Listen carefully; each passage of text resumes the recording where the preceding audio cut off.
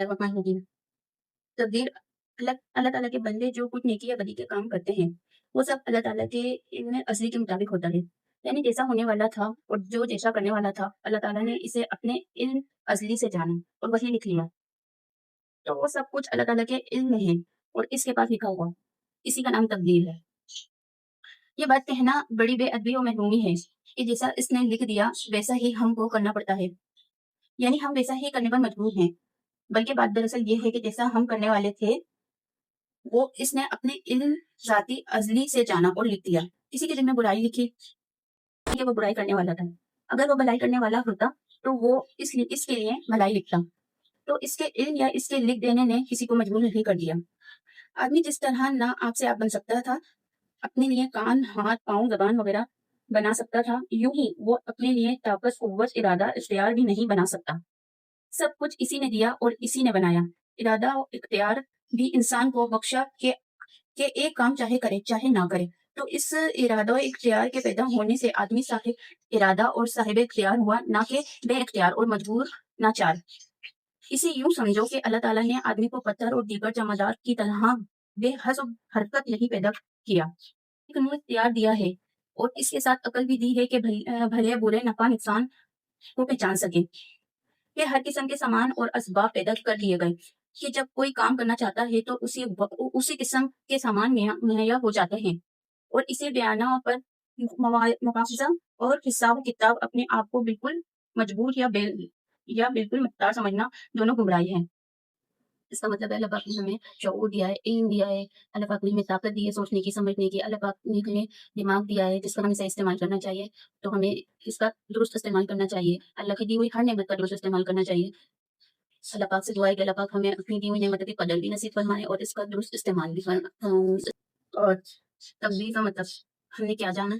کہ اللہ تعالیٰ کے بندے جو کچھ نیکی یا بدی کا کام کرتے ہیں وہ سب اللہ تعالیٰ کے علم ازلی کے مطابق ہے، یعنی جیسا ہونے والا تھا اور جیسا کرنے والا تھا اللہ تعالیٰ نے اسے اپنے علم ازلی سے جانا اور وہی لکھ لیا، تو وہ سب کچھ اللہ تعالیٰ کے علم میں ہے اور اس کے پاس لکھا ہوا، اسی کا نام تقدیر ہے۔ یعنی کہ ہم جو بھی کرنے والے ہوتے ہیں اللہ پاک کو اپنی ذاتی علم سے پہلے پتہ ہوتا ہے، بے شک وہی نہ جانے جس نے ہمیں دنیا میں بھیجا، تو بے شک اللہ پاک کو سب پتہ ہوتا ہے۔ اور ہم خود یہ بات کہنا بڑی بے ادبی اور محرومی ہے کہ جیسا اس نے لکھ دیا ویسا ہی ہم کو کرنا پڑتا ہے، یعنی ہم ویسا ہی کرنے پر مجبور ہیں، بلکہ بات دراصل یہ ہے، یعنی کہ یہ بات بہت غلط ہے کہ ہم یہ سوچتے ہیں کہ بے ادبی اور محرومی ہے کہ جیسا اللہ پاک نے لکھا ہم، ایسی بات بالکل بھی نہیں ہے، یہ ہماری بے ادبی اور محرومی ہے۔ بات دراصل یہ ہے کہ جیسا ہم کرنے والے تھے وہ اس نے اپنے علم ذاتی ازلی سے جانا اور لکھ دیا، یعنی کہ ہمارا جو بھی ارادہ تھا اللہ پاک کو پہلے سے ہی پتا تھا، اللہ پاک نے جو ہمارا ارادہ تھا اللہ پاک نے اپنے ذاتی علم سے جانا اور وہ لکھ دیا، تو جو ہم اچھا کریں یا برا کریں یہ ہمارے اوپر ہی ہے، جیسے کہ ہمیں اچھا سوچنا چاہیے، غلط نہیں سوچنا چاہیے، سب کے لیے اچھی سوچ رکھنی چاہیے، ہم اچھا سوچیں گے تو اچھا ہوگا اور ہوتا بھی ایسا ہی ہے۔ تو الحمدللہ ہمیں سب کے لیے اللہ کا شکر ہے، اللہ پاک نے ہمیں اتنی نعمتوں سے نوازا ہے، ہم اچھا سوچیں گے تو ہمارے لیے ہی اچھا ہوگا، بے شک انشاءاللہ ہمیں اچھا ہی سوچنا۔ کسی کے ذمہ برائی لکھی اس لیے کہ وہ برائی کرنے والا تھا، آپ خود دیکھ لیں، ہم جب کسی کے لیے برا سوچیں گے تو ظاہر ہے برا ہی ہوگا، تو اللہ پاک نے اپنے ذاتی علم سے جانا کہ ہم برا سوچتے ہیں کسی کے لیے، تو پھر وہی چیز ہمارے نامہ اعمال میں لکھی جاتی ہے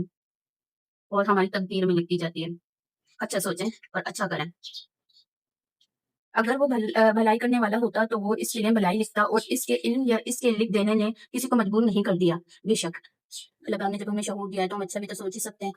تو اللہ کرے کہ ہم سب کے لیے اچھا سوچیں، اللہ پاک سے ہم دعا کر سکتے ہیں، دعا ہماری ہے بہت بڑی طاقت ہے، دعا اللہ پاک قبول بے شک کرتا ہے، کوئی دعا ہماری قبول نہیں ہوتی تو وہ آخرت کے لیے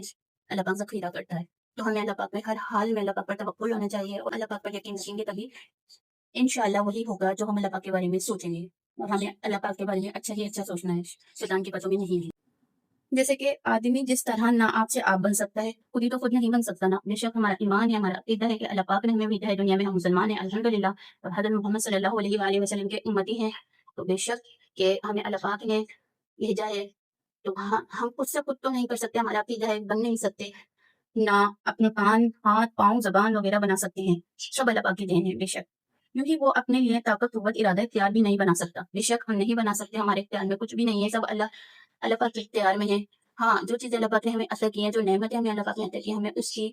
اللہ پاک سے دعا کرنی چاہیے اور اس کے لیے کہ اللہ پاک ہمیں اپنی دی ہوئی نعمتوں کی قدر بھی نصیب فرمائے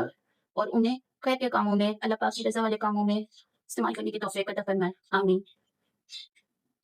سب کچھ اسی نے دیا اور اسی نے بنایا، بے شک یہ بھی ہمارا عقیدہ ہے کہ سب کچھ اللہ پاک نے دیا اور اسی نے بنایا ہے۔